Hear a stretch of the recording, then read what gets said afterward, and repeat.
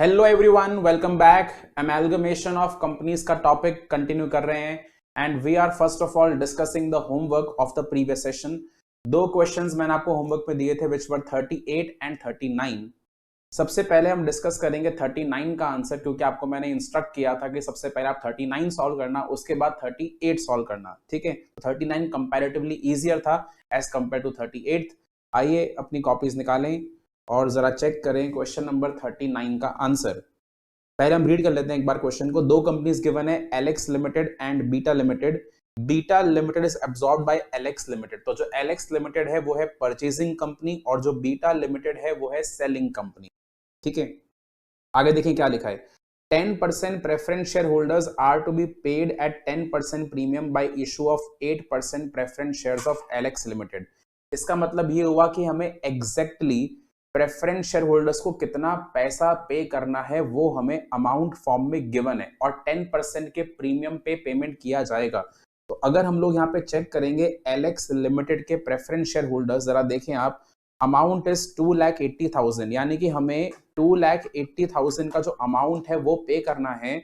और 2,80,000, sorry, Alex के तो है 2,80,000, बीटा के हैं 2,80,000, दोनों के ही सेम है यहाँ पे। तो मैं बीटा के लिए पेमेंट करूंगा। ठीक है, बीटा के प्रेफरेंस शेयर होल्डर्स को जो पेमेंट किया जाएगा वो एलेक्स लिमिटेड के प्रेफरेंस शेयर्स के फॉर्म में करा जाएगा and they will be 2,80,000 plus 10% premium, that is 3,08,000। यानी कि प्रेफरेंस शेयर होल्डर्स को पेमेंट करना है 3,08,000, वो हमें पहले से मालूम है। आगे आप देखें, goodwill of beta limited is valued at rupees 1,40,000। Goodwill का वैल्यू गिवन है, बिल्डिंग का वैल्यू गिवन है, मशीनरी का वैल्यू गिवन है। इन्वेंट्री को 10% लेसर वैल्यू पे टेक ओवर करा। Provision for bad debts create करना है 7.5% से। Equity share holders of beta limited will be issued equity shares of Alex limited at 5% premium. तो यहाँ पे ये बात मेंशन कर दी है कि जो इक्विटी शेयर होल्डर्स होंगे उनको पेमेंट तो इक्विटी शेयर्स के फॉर्म में करा जाएगा, बट 5% के प्रीमियम पे शेयर इशू होंगे। एग्जैक्टली कितने नंबर ऑफ शेयर इशू होंगे वो हमें गिवन नहीं है, कौन सी वैल्यू पे इशू होंगे वो गिवन होंगे। ठीक है ना, वो मतलब यहाँ पे हमें पता है, क्योंकि 5% के प्रीमियम पे इशू होगा और इनका एक शेयर इक्विटी शेयर 10 रुपीज का है, तो इसका मतलब 10.5 की वैल्यू पे इशू करा जाएगा। तो ये इंफॉर्मेशन तो हमें अवेलेबल है कि 10.5 पे इशू करना है, बट एग्जैक्टली कितने नंबर ऑफ शेयर इशू करने वो गिवन नहीं है। That is why we will apply what, the net asset method. हमें यहाँ पे अप्लाई करना पड़ेगा net asset method to find out the purchase consideration. तो उसमें हमें क्या करना है, हमें सारे असेट्स की वैल्यू को ऐड करना है, सभी तरह की लाइबिलिटीज की वैल्यू को माइनस करना है। तो एसेट में गुडविल का नया वैल्यू आएगा, बिल्डिंग का भी नया वैल्यू आएगा, मशीनरी का भी नया वैल्यू आएगा। इन्वेंट्री में आपको न्यू वैल्यू लेना है, अगेन माइनस करके 10%, और डेटर्स पे आपको प्रोविजन अलग से शो करना होगा। ठीक है, जहां तक लाइबिलिटीज की बात है तो रिटायरमेंट ग्रेचुइटी फंड लाइबिलिटी का पार्ट है, ट्रेड पेबल्स लाइबिलिटी का पार्ट है। ये सब कुछ एडलेस करने के बाद आपके पास निकल कर आएगा purchase consideration and check the amount of it, it is 14,84,000। The purchase consideration in question number 39 is 14,84,000। ठीक है, आप देखिए मैंने यहाँ पे सारे असेट्स का न्यू वैल्यू ले लिया, लाइबिलिटीज का भी नया वैल्यू माइनस कर दिया और मेरे पास में आंसर आ गया 14,84,000। अब ये 14,84,000 का पेमेंट कैसे किया जाएगा? प्रेफरेंस शेयर होल्डर्स का अमाउंट तो फिक्स हो चुका है 3,08,000, तो 14,84,000 में से 3,08,000 पे कर देंगे प्रेफरेंस शेयर होल्डर्स को, और जो रिमेनिंग पेमेंट होगा वो करा जाएगा इक्विटी शेयर होल्डर्स को। तो इक्विटी शेयर होल्डर्स को इन टोटल कितना पेमेंट करना है? 11,76,000। और बच्चों 11,76,000 का पेमेंट कैसे होगा? By issue of shares of rupees 10.5 each. तो मैं 11,76,000 को डिवाइड कर दूंगा 10.5 से, I will get the number of shares to be issued, that is 1,12,000। यानी कि एलेक्स लिमिटेड के, ठीक है, जो एलेक्स लिमिटेड पेमेंट करेगा वो कितने शेयर्स के अंदर करेगा? 1,12,000 खुद के शेयर इशू करेगा। किसके लिए? इक्विटी शेयर होल्डर्स के लिए, क्योंकि उनको 5% के प्रीमियम पे करना है। Is this point clear? ये वर्किंग नोट आपको समझ में आ गया? इक्विटी शेयर होल्डर्स का पेमेंट है 11,76,000 और प्रेफरेंस शेयर होल्डर्स का पेमेंट है 3,08,000। अब हम इसी के बेसिस के ऊपर आगे की अकाउंटिंग करेंगे, और अकाउंटिंग के लिए हमसे पूछा गया है prepare necessary ledger accounts to close the books of beta limited. तो बीटा लिमिटेड के लिए आपको नेसेसरी अकाउंट्स कौन कौन से ओपन करने पड़ेंगे? एक तो डेफिनेटली आपको ओपन करना पड़ेगा रियलाइजेशन अकाउंट, ऑलराइट। दूसरा आपको ओपन करना पड़ेगा प्रेफरेंस शेयर होल्डर्स अकाउंट। तीसरा आपको ओपन करना पड़ेगा इक्विटी शेयर होल्डर्स अकाउंट। और चौथा आपको ओपन करना पड़ेगा एलेक्स लिमिटेड का अकाउंट। और स्टेप बाय स्टेप चलते हैं इसके अंदर। सबसे पहला एंट्री आप बनाएंगे रियलाइजेशन में to goodwill, to building, to machinery, to inventory, to trade receivable and to bank balance. ठीक है, और ये सारा का सारा ट्रांसफर कौन सी वैल्यू पे होगा? बुक वैल्यू पे होगा, जिनका टोटल अमाउंट आएगा 15,96,000। उसके बाद जो भी हमने लाइबिलिटीज टेक ओवर करी है उनको ट्रांसफर करा जाएगा। तो लाइबिलिटी को ट्रांसफर करने का एंट्री बनेगा by retirement gratuity fund 56,000, by trade payables 2,24,000। ये हमारा स्टेप नंबर 1 एंड 2 हो गया। फिर स्टेप नंबर 3 के अकॉर्डिंग हम ड्यू करेंगे परचेस कंसिडरेशन। तो रियलाइजेशन में एंट्री बन जाएगा बाय एलेक्स लिमिटेड और उसका अमाउंट आएगा 14,84,000। और एलेक्स के अकाउंट में क्या एंट्री बनेगा? To realisation 14,84,000। उसके बाद स्टेप नंबर 4, एलेक्स के अकाउंट में हमें पीसी के बदले पेमेंट्स मिलेंगे। तो पीसी के बदले क्या मिल रहे हैं? प्रेफरेंस शेयर्स एंड क्या मिल रहे हैं? Equity shares. So bye preference shares in Alex limited and bye equity shares in Alex limited. उसका अमाउंट लिख देंगे आप। प्रेफरेंस शेयर्स का अमाउंट आपको मालूम है 3,08,000, ठीक है, और इक्विटी शेयर्स का अमाउंट भी मालूम है। इसके बाद अपन क्या करेंगे? प्रेफरेंस शेयर होल्डर्स के क्लेम्स को ट्रांसफर करेंगे, that is the preference share capital, वो ट्रांसफर करा जाएगा। अब यहाँ पे देखें कि जो प्रेफरेंस शेयर कैपिटल को पेमेंट करना था वो था 2,80,000 और हम पेमेंट कितना डिसाइड करके बैठे हैं? हमने यहाँ पे पेमेंट करना है 3,08,000 का। तो जो डिफरेंस है वो आपको ट्रांसफर करना पड़ेगा in the realisation account, alright. उसके बाद हम क्या करेंगे? प्रेफरेंस शेयर होल्डर्स को वो शेयर्स ट्रांसफर कर देंगे। तो एंट्री बन जाएगा to preference shares in Alex limited. Then realisation का प्रॉफिट लॉस निकलेगा, उसको ट्रांसफर करा जाएगा इक्विटी शेयर होल्डर्स के अकाउंट में और इक्विटी शेयर होल्डर्स के क्लेम्स ट्रांसफर करेंगे which will be the equity share capital and the general reserve और फाइनली पेमेंट कर दिया जाएगा। ठीक है, तो ये सीक्वेंस जो है डिस्कस करा मैंने आपके सामने, मैं आपको इसको प्रैक्टिकली शो भी कर देता हूं। देखिए जरा, हमने सबसे पहले एंट्री बनाया to assets.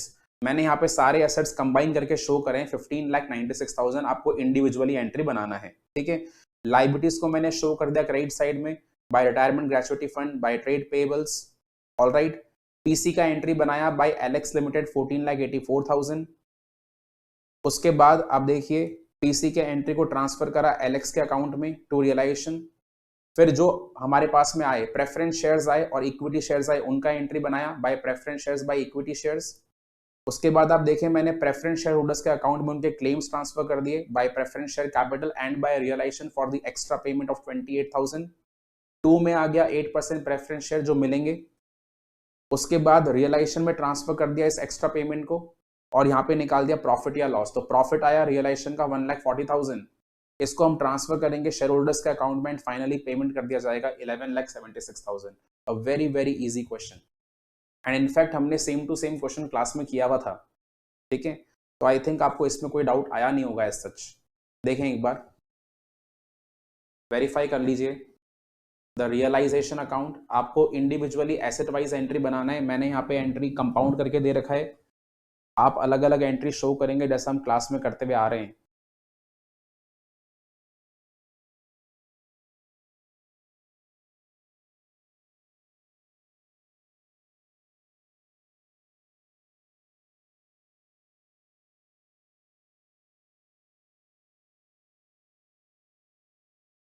It is always better कि जब आप स्टेप्स फॉलो करते हुए अकाउंटिंग करेंगे तो गलती के चांस बहुत ही मिनिमम होंगे।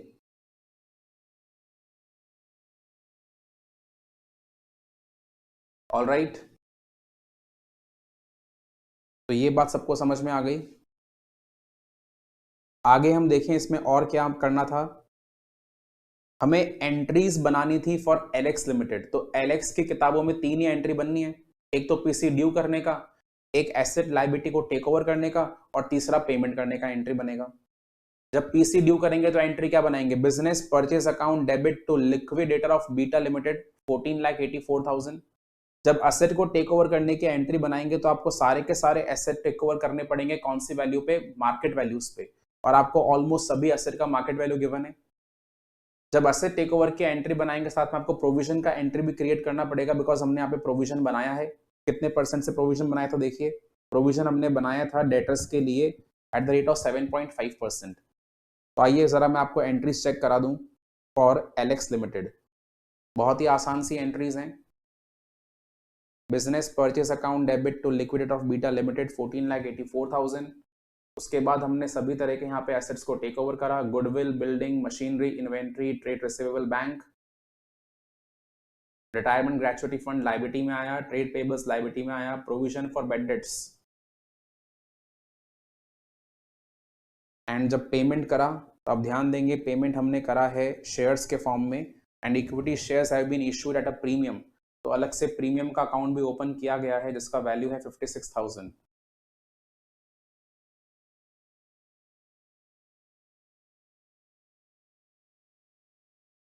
एग्जाम्स में इसी तरह के क्वेश्चंस जो है पुटअप करे जाते हैं, तब देखिए कितना लेंदी सॉल्यूशन बन जाता है। और अभी एंड नहीं हुआ है, अभी तो हमें बैलेंस शीट भी बनानी है।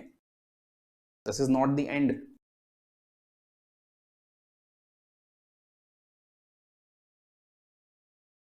ऑल राइट, सॉल्यूशन आ गया समझ में जर्नल एंट्रीज का। आगे देखें अब बैलेंस शीट। तो बैलेंस शीट में कौन कौन से नोट्स आपको शो करने पड़ेंगे। देखिए सबसे पहले तो शेयर कैपिटल आएगा। शेयर कैपिटल में प्रेफरेंस शेयर कैपिटल आएगा, and preference share capital only 8% का आएगा, बिकॉज 10% प्रेफरेंस शेयर कैपिटल खत्म हो चुका है, वो ओनली बीटा के केस में था। General reserve and security premium ये आपके रिजर्व एंड सरप्लस में आएंगे। रिटायरमेंट ग्रेचुइटी फंड ये आपका लॉन्ग टर्म प्रोविजन में आएगा, और trade payables as it is आपको शो करना पड़ेगा, इसके नोट की रिक्वायरमेंट नहीं होगी। ठीक है, provision for bed date show करने के आपके पास दो ऑप्शंस अवेलेबल है। पहला ऑप्शन ये कि आप शॉर्ट टर्म प्रोविजन का अकाउंट ओपन कर सकते हैं। दूसरा ऑप्शन ये कि आप उसको डेटर की वैल्यू में से माइनस करके शो कर सकते हैं in the notes to accounts. Asset side में अगर आप देखें तो हमें यहाँ पे रिक्वायरमेंट होगा टेंजिबल असेट्स के नोट का। टेंजिबल असेट में आएंगे building and machinery. Intangible assets के नोट में यहाँ पे आ जाएगा गुडविल का अमाउंट, और गुडविल दोनों कंपनीज का आएगा at the new values. Inventory के नोट की रिक्वायरमेंट नहीं है। ट्रेड रिसीवेबल्स अगर आप प्रोविजन माइनस करके शो करते हैं आपको नोट की नीड होगी, and cash and cash equivalents के नोट की भी रिक्वायरमेंट यहाँ पे नहीं है। तो जरा बैलेंस शीट देख लीजिए एक बार। This is my balance sheet. The share capital amount is 45,08,000 in total. Reserves and surplus are 2,52,000. Long term provision 1,96,000. Trade payables 5,88,000. Short term provision 21. तो मैंने यहाँ पे शॉर्ट टर्म प्रोविजन शो करा है, आप चाहें तो उसको स्किप भी कर सकते हैं, और शॉर्ट टर्म प्रोविजन की जगह पर provision for bad dates directly आप ट्रेड रिसीवेबल से माइनस करके शो कर सकते हैं। ये दोनों ही ऑप्शंस अलाउड हैं। ऑलराइट, एसेट्स के अंदर property plant equipment tangible asset का पॉइंट आया, इंटेंजिबल असेट का पॉइंट आया, inventory, trade receivable, cash and cash equivalents.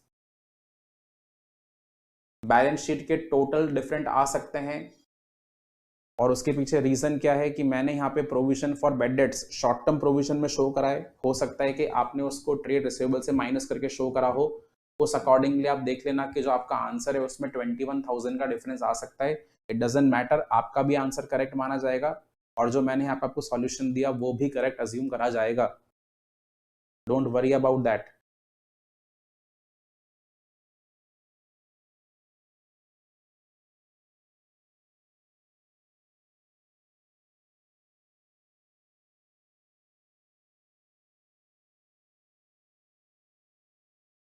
Balance sheet के आइटम्स चेक कर लिए। मैं आपको रेलिवेंट नोट्स भी यहाँ पे शो कर देता हूँ। शेयर कैपिटल में से जो अमाउंट आया that is 39,20,000 for equity share capital. Total shares are 3,92,000। उसमें से 1,12,000 शेयर्स हमने इशू करे हैं for consideration other than cash. Preference share capital का अमाउंट है 5,88,000। उसमें से हमने 3,080 प्रेफरेंस शेयर्स इशू कर दिए for consideration other than cash. Reserve and surplus में we are having securities premium and general reserve. Tangible assets we have building and machinery. All right, so this was your question number 39. ठीक है जी, आगे बढ़ते हैं। Question number 38 को समझते हैं। अब 38 में भी ऑलमोस्ट इसी तरह के पॉइंट्स थे, बट थोड़ा सा यहाँ पे एक्स्ट्रा पॉइंट्स आपको और अवेलेबल थे। देखिए जरा क्या क्या गिवन था। लिखा है X limited absorb Y limited on the following terms. यहाँ पे एक्स ने एब्जॉर्ब करा है वाई को, तो X is the purchasing company and Y is the vendor company और the selling company. 10% preference shareholders are to be paid at 10% premium by issue of 9% preference shares of X Limited। ये वाला point बिल्कुल same है, preference share holders को payment करना है 10% के premium पे। अब देखिए Y के प्रेफरेंस शेयर्स हैं 3 लाख, 3 लाख पे 10% का प्रीमियम आ जाएगा 30,000, तो प्रेफरेंस शेयर होल्डर्स का अमाउंट फिक्स हो चुका है 3,30,000। आगे देखें जरा, goodwill of Y Limited on absorption is to be computed based on 2 times of average profit of preceding 3 financial years। अब अगर आप यहाँ पे देखेंगे तो पिछले क्वेश्चन में 39 में आपको बच्चों गुडविल पहले से निकाल के दे रखा था, गुडविल का अमाउंट था 1,40,000, ठीक है। यहाँ पे गुडविल निकालने को बोल दिया तो ये पॉइंट एक्स्ट्रा हो गया। लिखा है 16-17 के प्रॉफिट्स है 90, 15-16 के प्रॉफिट है 78, 14-15 के प्रॉफिट्स है 72। 14-15 के प्रॉफिट्स के अंदर एक इंश्योरेंस क्लेम का अमाउंट है 25,000, ये हमें क्या करना पड़ेगा, ये हमें हटाना पड़ेगा, ठीक है, क्योंकि insurance claim is an extra ordinary item. और 13-14 में यहाँ पे क्या है, and loss by fire was booked in the year 13-14, तो 13-14 में यहाँ पे लॉस बाय फायर है वो हमें हटाना पड़ेगा, यानी कि लॉस बाय फायर माइनस हो चुका होगा, आपको ऐड करना पड़ेगा। बट ऑल्दो यहाँ पे आपको 13-14 का तो प्रॉफिट गिवन है ही नहीं, तो ये जो लॉस बाय फायर का पॉइंट है वो आपके लिए इररेलेवेंट है, बट जो इंश्योरेंस क्लेम का पॉइंट है वो रेलिवेंट है। तो इंश्योरेंस क्लेम के पॉइंट को आपको 14-15 के पॉइंट से माइनस करना होगा। In 15-16 there was embezzlement of cash, cash चोरी हुआ, ये भी है एक्स्ट्राऑर्डिनरी आइटम, तो कैश की चोरी से नुकसान हुआ, ये नुकसान अपन ने 15-16 के ईयर में माइनस कर दिया होगा, हमें इसको एड बैक करना पड़ेगा।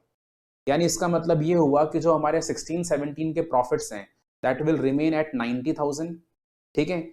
जो हमारे 15-16 के प्रॉफिट्स हैं उसमें 10,000 ऐड करने के बाद प्रॉफिट का अमाउंट आ जाएगा 88,000, और जो 14-15 के प्रॉफिट हैं उसमें हम क्या करेंगे, 72,000 में माइनस कर देंगे 25,000, ठीक है।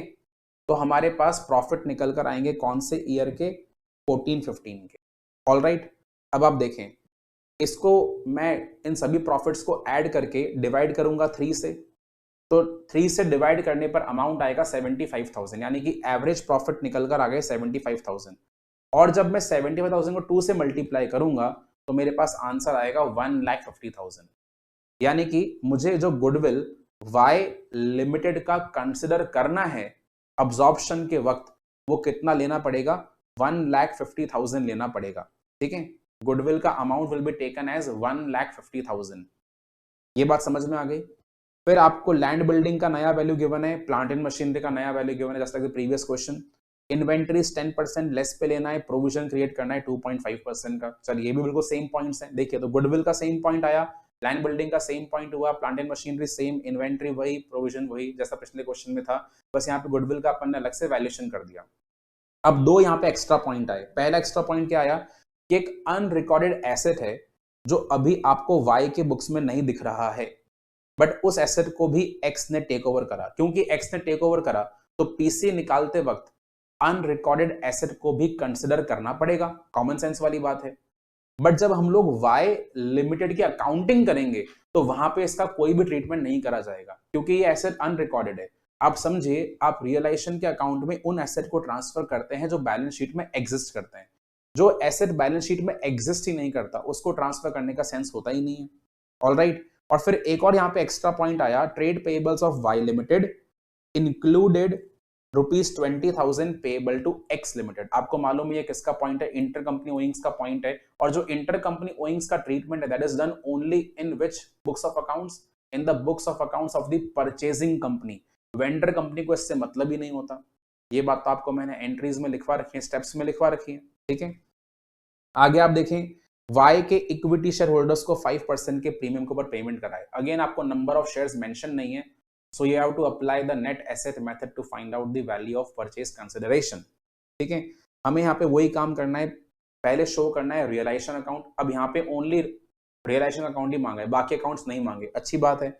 एंट्रीज मांगी और बैलेंस शीट मांगी। आइए बच्चों, सबसे पहले आपको पीसी दिखा दिया जाए कि पीसी कैसे निकाला जाएगा।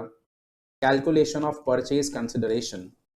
गुडविल का अमाउंट जैसा आपको मैंने बताया, it will be 1,50,000।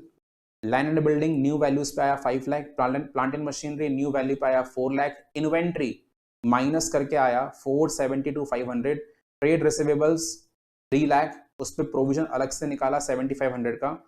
Unrecorded asset, ये पॉइंट इंपॉर्टेंट है, इसको भी हमने टेक ओवर करा है, तो एसेट का वैल्यू आ गया 15,000, cash at bank 60,000, total assets हो गए 18,97,500, और जो हमने माइनस करा वैल्यू वो है 3,07,500, तो परचेज कंसिडरेशन आया 15,90,000।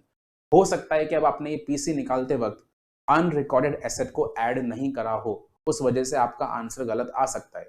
ध्यान रखें, जो भी एसेट हमने टेक ओवर करे हैं और जो भी लाइबिलिटीज हमने टेक ओवर करी हैं वो पीसी निकालते समय कंसिडर करी जाती हैं।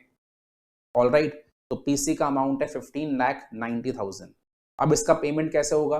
प्रेफरेंस शेयर होल्डर्स का अमाउंट तो पहले से फिक्स्ड है, उनको 10% के प्रीमियम के ऊपर पेमेंट करना था, तो 3 लाख का पेमेंट था, मिल जाएगा 3,30,000, और जो बैलेंस अमाउंट है वो किसको मिलेगा? इक्विटी शेयर होल्डर्स को, तो इक्विटी शेयर होल्डर्स को मिलेगा 12,60,000, और 12,60,000 का जो पेमेंट है वो 10.5 के शेयर्स में होगा, तो नंबर ऑफ शेयर निकल कर आएंगे 1,20,000। ठीक है, नंबर ऑफ शेयर्स निकल कर आएंगे 1,20,000, यानी कि शेयर कैपिटल का अमाउंट निकलेगा 12 लाख और प्रीमियम का अमाउंट हो जाएगा 60,000। ये है आपका परचेज कंसिडरेशन का पॉइंट। जिनका भी गलत हुआ है please make the corrections. It might be possible that कि आपने अनरिकॉर्डेड एसेट को रिकॉर्ड नहीं करा हो पीसी निकालते समय। ध्यान रखें, पीसी निकालते समय तो रिकॉर्ड करना ही पड़ेगा बिकॉज एसेट टेक ओवर हुआ है, बट इसका कोई भी यूज नहीं होगा जब हम वेंडर कंपनी के बुक्स के अकाउंटिंग करेंगे। और ये वाला हिंट तो मैंने आपको पिछली क्लास के अंदर ही दे दिया था।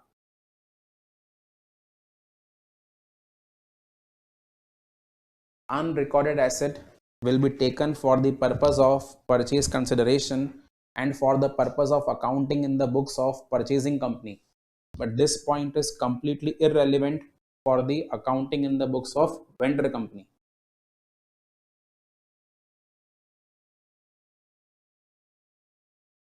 पीसी का पॉइंट क्लियर हो गया सबको? PC amount is 15,90,000. Next, let us move on to the point of realization account. Realization account देखिए, मैंने यहाँ पे सारे असेट्स को इंडिविजुअली ट्रांसफर करा है and the transfer has been made at the book values. So to goodwill, to land and building, to plant and machinery, to inventory, to trade receivables and to bank, the total value of asset transferred is 17,10,000। और यहाँ पे दो ही liabilities हैं, retirement gratuity fund and trade payable 60 and 2,40,000।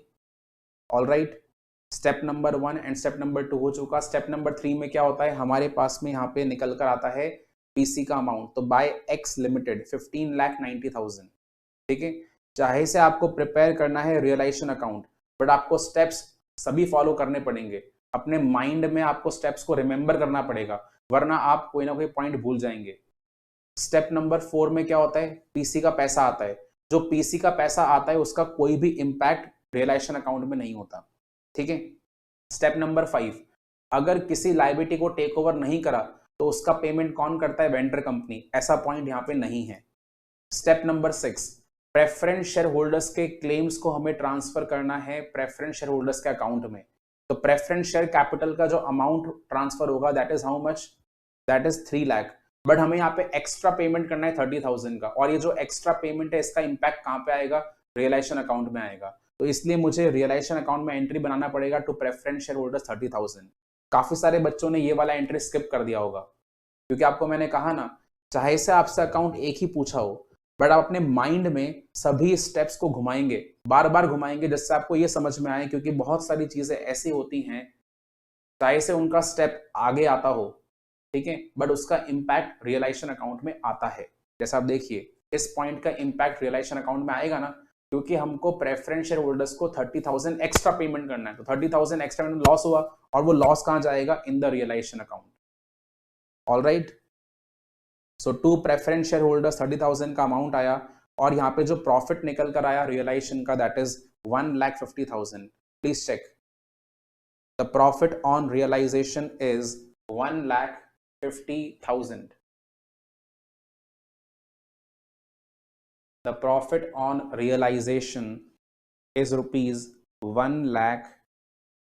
50,000, 1,50,000।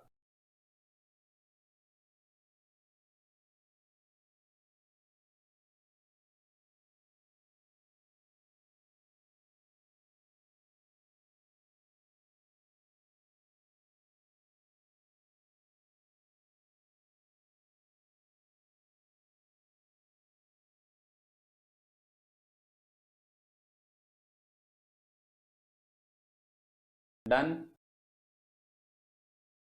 इसके बाद हमको show करनी है journal entries in the books of X limited.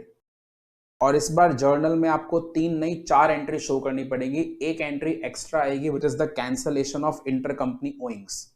तो एक एक्स्ट्रा एंट्री बनेगा trade payables account debit to trade receivable with amount of ₹20,000। ये एक्स्ट्रा एंट्री बन जाएगा। उसके अलावा तो बाकी आपको 3 एंट्रीज मालूम है। पहले तो हम पैसा ड्यू करने का एंट्री बनाएंगे, business purchase account debit to liquidator of Y limited 15,90,000। फिर सभी तरह के एसेट को टेक ओवर करा जाएगा मार्केट वैल्यूज पे। साथ में आपको टेक ओवर करना पड़ेगा दी अनरिकॉर्डेड एसेट ऑल्सो। 2 में आ जाएगा लाइबिलिटीज एंड फिर आ जाएगा business purchase. Provision for bad dates का अकाउंट अपन ने अलग से ओपन करा है यहाँ पे। और उसके बाद पेमेंट कर दिया जाएगा लिक्विडेटर को। ये हमारी फर्स्ट 3 एंट्रीज हैं। उसके अलावा एक एक्स्ट्रा एंट्री और बनेगा trade payable to trade receivable worth ₹20,000। Starting की तीनों एंट्रीज आप चेक कर लीजिए। For x limited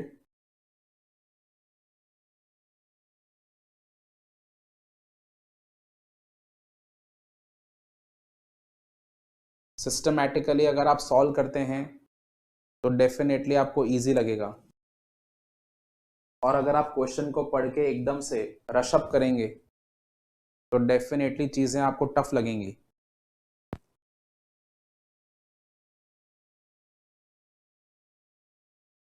The only key to solve the questions of amalgamation is to move slowly and step by step.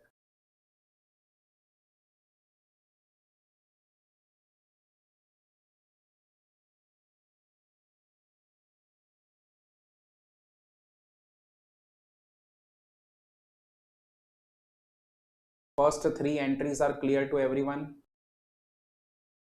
Third entry में ध्यान रखना है, securities premium आएगा। फोर्थ एंट्री अलग से बनेगा trade payable to trade receivable 20,000 के amount से। और इसके बाद फाइनली हम क्रिएट करेंगे बैलेंस शीट। देखें जरा balance sheet. We have share holder funds. In share holders fund we have share capital 48,30,000। Reserve and surplus are 2,70,000। Long term provision are 2,10,000। Trade payables are 6,10,000। Short term provision again आप इसको skip कर सकते हैं। आप short term provision यहाँ पे ना show करके provision for bad debts directly debtor में से माइनस कर सकते हैं। प्रॉपर्टी प्लांट इक्विपमेंट में टेंजिबल असेट्स आएगा 33 लाख। इनटेंजिबल असेट आएगा 3 lakh, that is goodwill. Inventories are 12,22,500। Although यहाँ पे इन्वेंट्रीज के नोट के एसेट्स रिक्वायरमेंट नहीं है बट मैंने शो कर दिया है। ट्रेड रिसीवेबल का नोट अगर आपको शो करना पड़ेगा if you are reducing the amount of provision from it, otherwise not needed. उसके अलावा यहाँ पे आ गया कैश एंड कैश इक्विवेलेंट्स। देखें जरा, ये आपके इंपॉर्टेंट नोट्स हैं। Equity share capital we have 4,20,000 equity shares of ₹10 each fully paid up. Out of this 1,20,000 equity shares have been issued for consideration other than cash. The total preference shares are 6,300. उसमें से 3,300 preference shares have been issued for consideration other than cash. Then we have reserves and surplus in which there is securities premium and there is general reserve. Long term provision में आएगा retirement gratuity fund. Trade payables inter company owings को adjust करने के बाद में आएगा 6,10,000 का। Short term provision का नोट आपके ऊपर है, आप इसको शो भी कर सकते हैं, आप इसको स्किप भी कर सकते हैं, depends on you.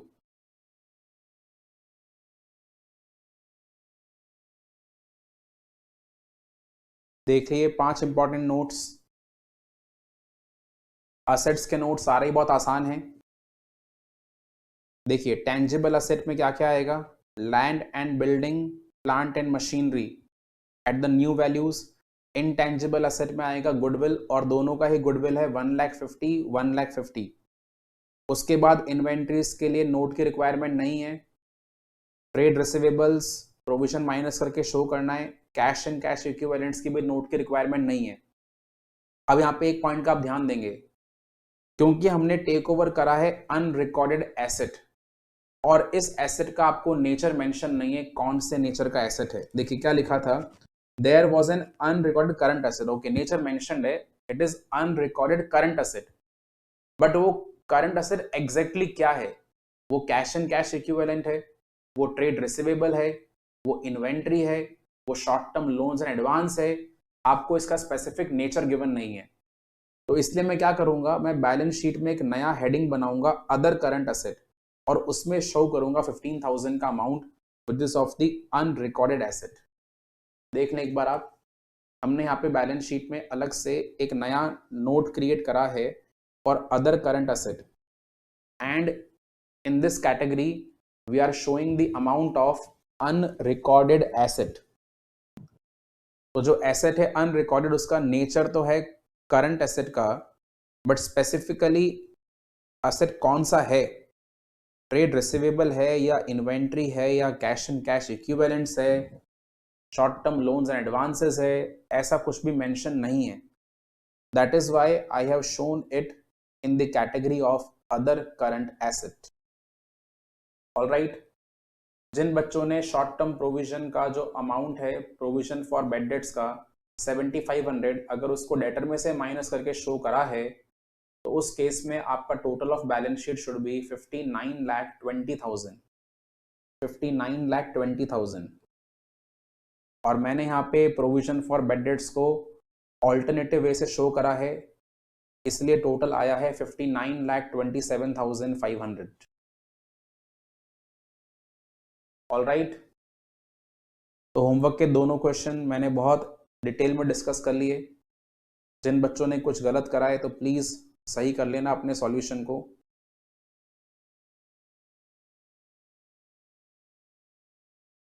Important point था बस अनरिकॉर्डेड एसेट का, जो वेंडर कंपनी के बुक्स ऑफ अकाउंट्स में ट्रीट नहीं होगा, बट पीसी निकालते समय लिया जाएगा, और परचेजिंग कंपनी के अकाउंटिंग करते वक्त भी आपको लेना पड़ेगा। ध्यान रखें, वेंडर कंपनी के लिए तो आपको simply books of accounts close करने होते हैं, तो जो भी उनके बुक्स ऑफ अकाउंट्स में गिवन है उसको फिनिश करना है, उसको वाइप ऑफ करना है। It's very easy, and blindly follow the steps.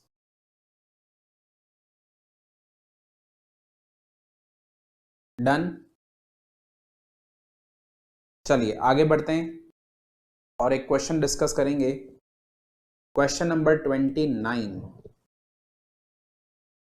Following was the balance sheet of V limited as on 31 March 15। Share capital given है 1150, नॉन करंट लायबिलिटी में आपको गिवन है लॉन्ग टर्म बोरोइंग 630।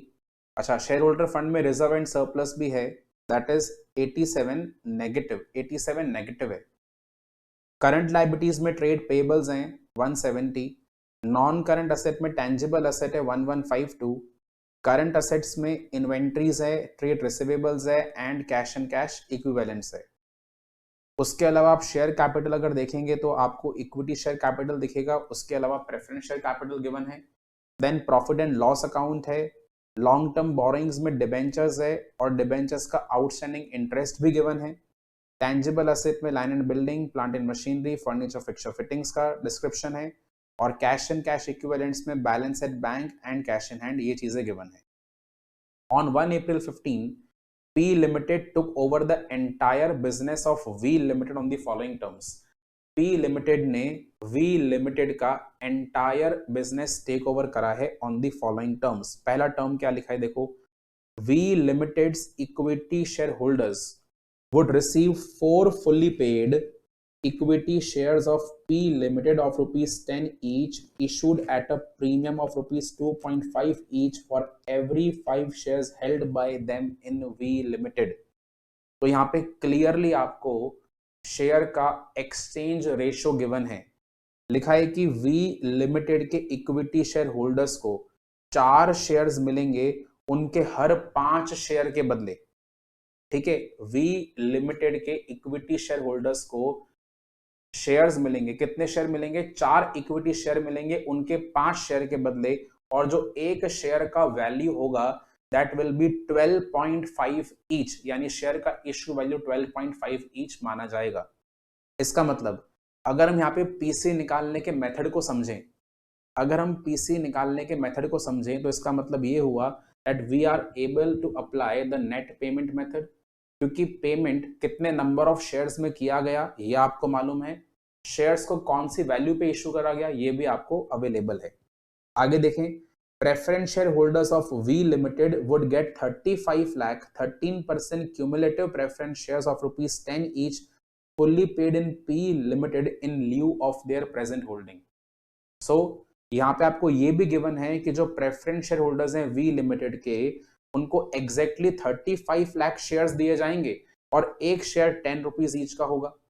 ध्यान रखें यहाँ पे जो आपको रुपीज गिवन है वो ऑलरेडी लैक्स में गिवन है, तो हम भी यहाँ पे क्या कर सकते हैं, हम भी रुपीज लैक्स में कन्वर्ट करके शो कर सकते हैं।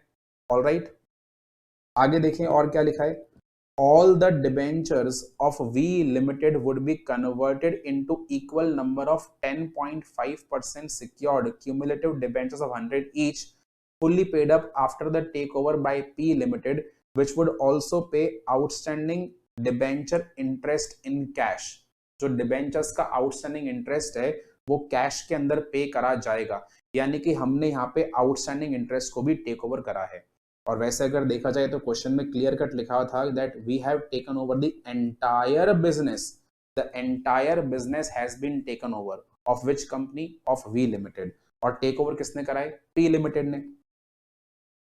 नेक्स्ट क्या लिखा है, expense of amalgamation will be borne by P limited, सारे के सारे खर्चे पी को बियर करने हैं और ये एक्सपेंस कितने हैं? 2 लाख के हैं। आगे देखें, P Limited discovered that its trade payables included 7 lakh due to V Limited for the goods purchased। ये पॉइंट है इंटरकंपनी ओइंग्स का। और लास्ट में लिखा आ रहा है also P Limited inventory included goods of the invoice price of ₹5 lakh earlier purchased from V Limited which had charged profit of 20% of the invoice price। लिखा है कि P की इन्वेंट्री में कुछ गुड्स शामिल हैं और वो जो गुड्स हैं हमने वी से परचेज करे थे। ठीक है, पी की इन्वेंट्री में कुछ गुड्स शामिल हैं 5 लाख रुपीस के, जिनको हमने किससे परचेज करा था? वी से परचेज करा था, और वी ने हमसे प्रॉफिट चार्ज किया था 20% of the invoice price. Invoice price का 20% प्रॉफिट चार्ज हुआ था। तो यहाँ पे इनवॉइस प्राइस कितना है? 5 लाख, और 5 लाख का 20% कितना निकल कर आएगा? 1 लाख। तो इसका मतलब 5 लाख का 20% इज 1 लाख। तो ये 1 लाख का जो प्रॉफिट है वो हमें क्या करना पड़ेगा? कैंसिल करना पड़ेगा, क्योंकि ये जो 1 लाख का प्रॉफिट है it is the unrealised profit. अब आप ध्यान देंगे यहाँ पे ये जो पॉइंट्स हैं, इंटर कंपनी ओइंग्स का पॉइंट है 7 लाख का, ये वाला पॉइंट इररेलेवेंट है for the accounting of vendor company. ये जो अनरियलाइज्ड प्रॉफिट का पॉइंट है ये भी इररेलेवेंट है for the accounting of vendor company. Vendor company के अकाउंटिंग के अंदर आप ध्यान करिए, मैंने आपको कभी भी स्टेप्स के अंदर ये नहीं लिखवाया कि अगर इंटर कंपनी ओइंग्स होगा तो हमें क्या करना है, अमेलगमेशन मर्जर के नेचर का हो तो हमें क्या करना है, परचेज के नेचर का हो तो हमें क्या करना है। बच्चों, हमें वेंडर कंपनी की अकाउंटिंग करते समय ये सब बातें सोचनी ही नहीं होती, बहुत ही क्वेश्चन को नॉर्मली सॉल्व किया जाता है, और जो आपको मैंने यहाँ पे 10 स्टेप्स लिखवाए हैं आपको उसी को फॉलो करना है बस। ठीक है, तो क्वेश्चन की डिमांड क्या है? They are asking only the realization account, nothing else. You have to prepare the realization account. अच्छा, एक और चीज यहाँ पे एक्सपेंसेस की है, इसका ट्रीटमेंट भी कहाँ पे नहीं करा जाएगा? You don't have to treat it in the books of V Limited.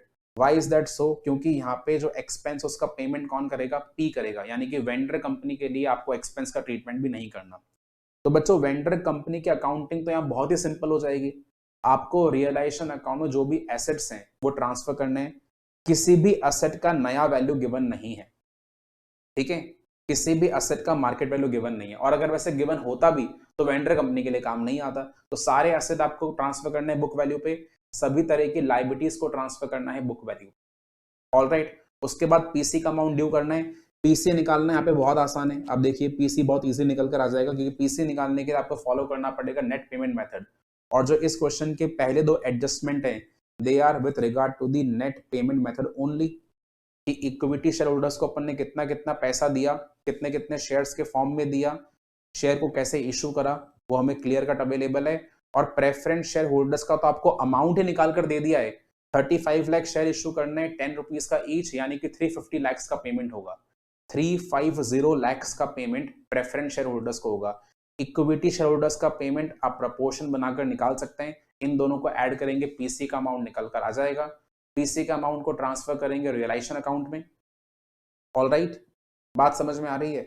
अब चेक करें, जब आप बनाएंगे रियलाइजेशन अकाउंट तो आपको कंपेयर करना पड़ेगा कि हमने प्रेफरेंस शेयर होल्डर्स को कितना पेमेंट करना था और हमने कितना पेमेंट किया।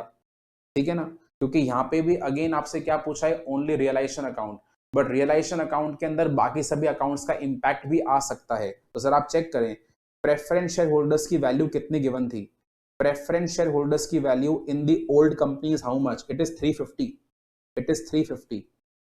और इंटरेस्टिंग बात यह है कि हमने यहाँ पे इन रियलिटी पेमेंट भी कितना करा है, हमने पेमेंट भी 350 करा है। Very good.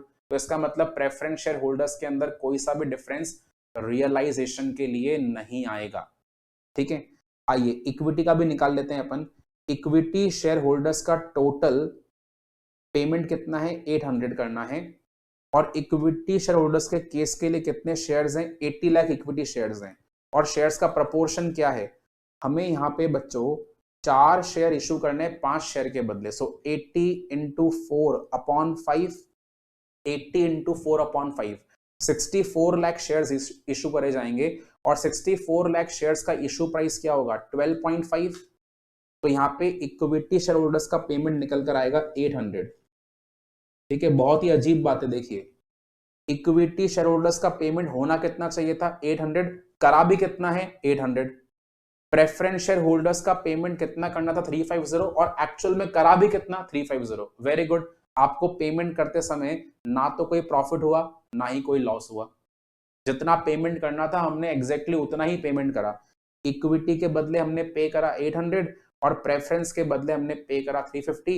यानी मेरे पास बच्चों पीसी का अमाउंट तो देखो मैंने यहाँ पे ओरली ही कैलकुलेट कर लिया। पीसी का अमाउंट है 1150 लैक्स। ठीक है, आप भी यहाँ पे रुपीज इन लैक्स लिख सकते हैं। तो payment of PC is rupees 1150 lakhs. Is it clear? All right, बात समझ में आ रही है? तो रियलाइजेशन अकाउंट में आप पीसी का एंट्री बना देंगे 1150 लैक्स, सारे के सारे एसेट्स को ट्रांसफर कर देंगे, सभी तरह की लाइबिलिटीज को ट्रांसफर करेंगे। ऑल राइट, और आपके पास क्या आंसर निकल कर आएगा? आपके पास आंसर निकल कर आ जाएगा रियलाइजेशन का प्रॉफिट या फिर लॉस। ये तो आपका क्वेश्चन का फर्स्ट पार्ट सॉल्व हो गया। ठीक है, ये आपके क्वेश्चन का फर्स्ट पार्ट हुआ, that you had to prepare a realization account.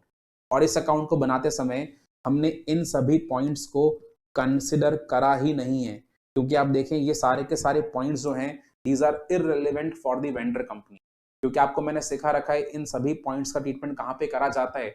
Purchasing company के बुक्स ऑफ अकाउंट्स में क्या जाता है। जैसे कि डिबेंचर्स को पेमेंट करा, डिबेंचर्स को पेमेंट करा, लाइबिलिटी को पेमेंट कर दिया, तो लाइबिलिटी का पेमेंट करना है स्टेप नंबर 4। ठीक है, उसके बाद inter company owings step number 5, unrealised profit step number 6। ठीक है, उसके बाद एक्सपेंस का पेमेंट करना स्टेप नंबर 7। ये सारे के सारे जो स्टेप्स हैं वो परचेजिंग कंपनी में आते हैं, वेंडर कंपनी में नहीं आते। तो यहाँ पे जो मैंने ब्रैकेट बनाया है कि डिबेंचर्स के लिए, एक्सपेंस के लिए, इंटर कंपनी ओइंग्स के लिए, अनरियलाइज्ड प्रॉफिट के लिए, ये वेंडर कंपनी के लिए बिल्कुल इररेलेवेंट है, इनका कोई भी सेंस नहीं। ठीक है, तो वेंडर कंपनी की अकाउंटिंग तो यहाँ पे बहुत आसानी से हो जाएगी। अब आते हैं परचेजिंग कंपनी के अकाउंटिंग के लिए।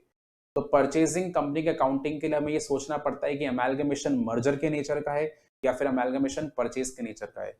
और इस क्वेश्चन में लिखा हुआ है कि आपको मानना है amalgamation is in the nature of merger and you have to only make the journal entries. तो पहला एंट्री क्या बनेगा बच्चों? पहला एंट्री बनेगा business merged account debit. Business merged account debit to the liquidator of whom? Liquidator of V limited. ठीक है, amount कितना आ जाएगा? 1150 लैक्स। अपन पीसी का अमाउंट निकाल चुके हैं। दूसरी बात, जब भी अपन मर्जर के लिए अकाउंटिंग करते हैं तो आपको मैंने एक बात समझा रखी है, अगर आपको मार्केट वैल्यू गिवन भी होगी तो भी वो मार्केट वैल्यू आपके लिए इररेलेवेंट है, बिकॉज मर्जर के नेचर में जितने भी एसेट लायबिलिटी हैं वो आपको टेक ओवर करने पड़ते हैं eight the book values. Yes और नो? तो यानी आपकी प्रॉब्लम यहाँ पे खत्म हो गई। जितने भी यहाँ पे एसेट लायबिलिटी हैं उन सबको आप बुक वैल्यूज के ऊपर टेक ओवर करेंगे। मोर ओवर बच्चों, मर्जर के नेचर के अंदर आपको साथ में रिजर्व्स भी लेने पड़ते हैं। यस और नो? मर्जर के नेचर में साथ में आपको रिजर्व्स भी लेने पड़ते हैं और उन रिजर्व के अंदर एडजस्टमेंट भी करना पड़ता है अलग से एक वर्किंग नोट नंबर 2 बनाकर। ये बात आपको याद होगी। वर्किंग नोट 1 में तो अपन निकालते हैं हमेशा पीसी, और वर्किंग नोट 2 के अंदर अपन रिजर्व्स में एडजस्टमेंट करते हैं अगर अमेलगमेशन मर्जर के नेचर का होता है तो। और वो एडजस्टमेंट करने के लिए आपको मैंने एक पॉइंट सिखाया था कि आपको परचेज कंसिडरेशन का अमाउंट कंपेयर करना पड़ता है शेयर कैपिटल से, और अगर उसमें कुछ डिफरेंस होगा तो आपको एडजस्टमेंट करना पड़ेगा। सबसे इंटरेस्टिंग बात क्या है कि यहाँ पे एडजस्टमेंट का अमाउंट है 0। और ऐसा क्यों? क्योंकि अगर आप देखें तो हमें पेमेंट कितना करना है पीसी का पेमेंट है 1150 lakhs, और जो पुरानी कंपनी के शेयर कैपिटल है वो भी को इंसिडेंटली कितनी है 1150 lakhs। तो आप समझ सकते हैं कि हमें यहाँ पे कोई भी तरह के एडजस्टमेंट करने की नीड नहीं है, क्योंकि जो पीसी का अमाउंट है 1150 वही आपके शेयर कैपिटल का अमाउंट है 1150। तो ना तो हमें कुछ प्लस करना ना हमें कुछ माइनस करना। ठीक है, तो बच्चों यहाँ पे कौन कौन से एसेट टेक ओवर होंगे जरा आप देखें। हमें सारे एसेट टेक ओवर करने हैं, सभी तरह की लायबिलिटीज टेक ओवर करनी है। तो एसेट में आ जाएगा लैंड एंड बिल्डिंग, यानी आपका एंट्री नंबर 2 बनेगा land and building account debit, plant and machinery account debit, furniture fixture fitting account debit, bank account debit, cash account debit. ये तो आपके एसेट्स हो गए। उसके अलावा आएगा trade receivable account debit, inventories account debit. ठीक है, ये आपने एसेट टेक ओवर कर लिए। 2 में क्या आएंगे लायबिलिटीज। तो लायबिलिटी में क्या आएगा? लायबिलिटी में बच्चों एक तो आएगा आपका ये डिबेंचर्स का amount, to 10% secured cumulative debenture 600, to outstanding debenture interest 30। उसके अलावा क्या आएगा? उसके अलावा आपको लेना पड़ेगा यहाँ पे ट्रेड पेबल्स 170, एंड एक एक्स्ट्रा पॉइंट आएगा टू P&L अकाउंट, एक एक्स्ट्रा पॉइंट आएगा P&L अकाउंट। अच्छा, अब यहाँ पे अगर आप देखें तो जो P&L अकाउंट है उसका नेगेटिव बैलेंस गिवन है। P&L अकाउंट का नेगेटिव बैलेंस है 87। तो जब टेक ओवर की एंट्री बनाएंगे तो P&L अकाउंट डेबिट में आएगा या क्रेडिट में आएगा? डेबिट में आएगा। कॉमन सेंस वाली बात है, क्योंकि P&L अकाउंट का कौन सा बैलेंस है? नेगेटिव बैलेंस है। सो P&L अकाउंट डेबिट में लिखा जाएगा, यानी सभी एसेट्स के साथ में P&L अकाउंट डेबिट होगा कितना? 87। 2 में आएंगे लायबिलिटीज और 2 में साथ में आएगा बिजनेस परचेज और सॉरी बिजनेस मर्ज्ड। और ये वाली एंट्री बनाने पर आपकी एंट्री ऑटोमेटिकली मैच होगी, क्योंकि यहाँ पे जो रिजर्व का एडजस्टमेंट है वो है 0। रिजर्व का एडजस्टमेंट 0 क्यों आया था? क्योंकि देखिए जो हमारा पीसी का अमाउंट है 1150 वही आपकी ओल्ड शेयर कैपिटल का अमाउंट भी है। ऑलराइट, एंट्री नंबर 2 समझ में आ गया। एंट्री नंबर 3 में हम पेमेंट करेंगे। पेमेंट करने की टर्म्स एंड कंडीशन आपको यहाँ पे मालूम है, और पेमेंट करने पर आएगा premium for the equity shares. तो एंट्री बनेगा liquidator of V limited debit to 13% preference share capital, इसका अमाउंट आएगा 350, and to equity share capital. तो इक्विटी शेयर कैपिटल का जो टोटल पेमेंट है वो कितना है? 800। उसको आप डिवाइड कर देंगे यहाँ पे नंबर ऑफ शेयर से, तो आपके 800 जो टोटल पेमेंट है उसमें आप चेक करेंगे कि प्रीमियम का वैल्यू कितना है और शेयर कैपिटल का वैल्यू कितना है। ठीक है, ये वाली बात समझ में आ रही है? आगे देखें, एंट्री नंबर 4 आप बनाएंगे डिबेंचर्स के पेमेंट का। तो डिबेंचर्स के लिए हमें क्या करना है? हमें इक्वल नंबर ऑफ डिबेंचर्स में कन्वर्ट करना है। तो उनके डिबेंचर कितने परसेंटेज के हैं? There debentures are 10%। 10% डिबेंचर्स को हमें कन्वर्ट करना है 10.5 डिबेंचर्स के अंदर। तो एंट्री क्या बनेगा? 10% debentures to 10.5% debentures of the same value and same amount. और जो इंटरेस्ट है वो हमें अलग से कैश के अंदर पे करना है। तो इंटरेस्ट पे करने का एंट्री क्या बन जाएगा? Outstanding interest to cash. ठीक है, तो यहाँ पे 2 तरह की लायबिलिटीज का पेमेंट हो रहा है। एक तो डिबेंचर्स को हम कन्वर्ट कर रहे हैं न्यू डिबेंचर्स के अंदर, और दूसरा अपन इंटरेस्ट को कैश के फॉर्म में पेमेंट कर रहे हैं। ऑलराइट, उसके बाद एंट्री नंबर 5 बनेगा इंटर कंपनी ओइंग्स कैंसिल करने का। तो इंटर कंपनी ओइंग यहाँ पे है 7 लाख का। एंट्री क्या बनाएंगे? Trade payable to trade receivable, 7 lakh से यहाँ पे कैंसिलेशन हो जाएगा। उसके बाद नेक्स्ट एंट्री अनरियलाइज प्रॉफिट का आया। बच्चों आपको याद होगा अनरियलाइज प्रॉफिट का जो एंट्री है वो डिपेंड करता है कि एंट्री नंबर 2 में क्या हुआ। तो एंट्री नंबर 2 में हमने यहाँ पे P&L अकाउंट को डेबिट करा है, ठीक है ना। जो हमने रिजर्व में एडजस्टमेंट करा है वो P&L अकाउंट को लेकर है, तो P&L अकाउंट 87 नेगेटिव है।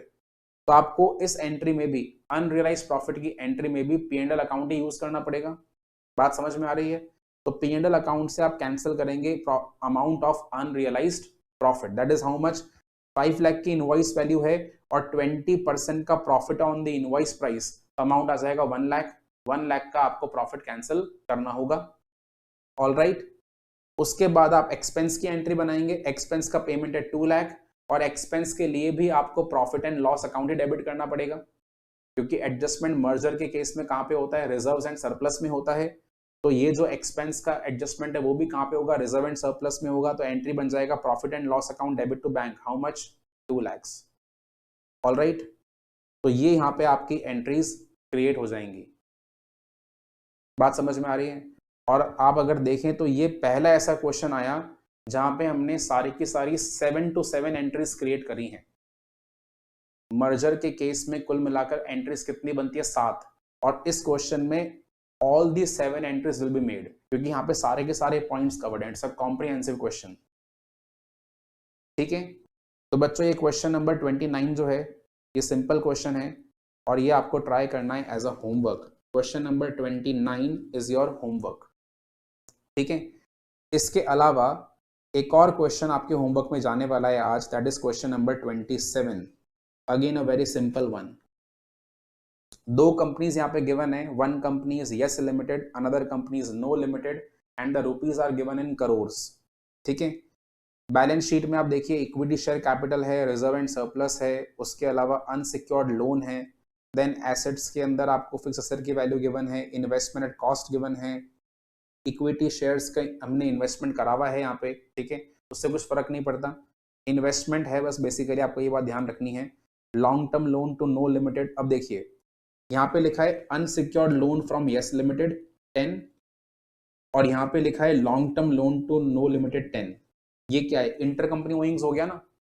एक कंपनी ने दूसरी कंपनी को लोन दे रखा है, तो जब अब्जॉर्प्शन होगा या अमेलगमेशन होगा तो इस लोन को आपको आपस में कैंसिल करना पड़ेगा, यस और नो। तो एंट्री क्या बनेगा, loan from Yes limited to loan to No limited, इस तरह का एंट्री बनाएंगे। Loan from Yes limited debit to loan from No limited account. All right. On that day Yes limited absorb No limited, Yes ने No को absorb कर लिया। तो No यहाँ पे कौन सी कंपनी है, No is the vendor company and Yes is the purchasing company. The members of No limited are to get 1 equity share of Yes limited issued at premium of ₹2 per share for every 5 equity shares held by them in no limited. Very good. तो यहाँ पे भी आप apply कर सकते हैं net payment method, क्योंकि यहाँ पे एग्जैक्टली कितने नंबर ऑफ शेयर इशू करने आपको मालूम है। हमें 1 शेयर इशू करना है उनके 5 शेयर के बदले, और जो शेयर का इशू होगा वो ₹2 के प्रीमियम पे करा जाएगा, ठीक है। हमें यहाँ पे एंट्रीज बनानी है दोनों कंपनीज के बुक्स ऑफ अकाउंट्स में। अब देखिए यहाँ पे जो पुरानी कंपनी बिकेगी नो लिमिटेड। नो लिमिटेड के लिए आपसे लेजर अकाउंट्स नहीं मांगे, जर्नल एंट्रीज मांगी है। और अगर आपको याद हो तो मैंने आपको स्टेप्स में जर्नल की एंट्रीज ही लिखवाई थी, तो उसी को ध्यान में रखते हुए आपको एंट्रीज क्रिएट करनी है। For which company, for No limited. और यस के लिए क्या करना है, यस के लिए भी आपको एंट्रीज बनानी है। तो यहाँ पे कुल मिलाकर आपको 3 एंट्रीज बनानी है। एक तो आपको टेक ओवर करने की एंट्री, एक पीसी ड्यू की एंट्री और एक पेमेंट करने की एंट्री। उसके अलावा एक एक्स्ट्रा एंट्री और बन जाएगा यहाँ पे, वो किसका होगा, कैंसिलेशन ऑफ इंटर कंपनी ओइंग्स। और यहाँ पे इंटर कंपनी ओइंग्स है 10 करोड़ का in the form of loan, जिसका एंट्री आपको मैंने पहले से बता दिया, loan from Yes limited debit to loan to No limited, ठीक है। ये आपका एंट्री एक्स्ट्रा बनेगा। रुपीज इन करोड़ हैं तो आप भी इसको रुपीज इन करोड़ लेकर ही सॉल्व कर लेना, ठीक है। दोनों कंपनी का प्रिपेयर करना है जर्नल। यानी कि आज जो मैंने आपको होमवर्क दिया 27 एंड 29, आप देख सकते हैं इन दोनों ही क्वेश्चंस में आपको बैलेंस शीट नहीं बनानी है, ओनली आपको बेसिक अकाउंटिंग करके आनी है दोनों कंपनीज के बुक्स ऑफ अकाउंट्स में, परचेजिंग कंपनी भी और वेंडर कंपनी। All right. तो ये आपका होमवर्क है 27, 29। आई वुड एक्सपेक्ट कि आप इसको नेक्स्ट क्लास में पूरा ढंग से करके लेकर आएं। पहले होमवर्क करने से पहले जरूर से एक बार नोट्स को भी रीड आउट कर लें, ताकि कॉन्फिडेंस आए आपको, और उसके बाद आप सॉल्यूशन करना, ठीक है। तो see you all in the next class, bye bye.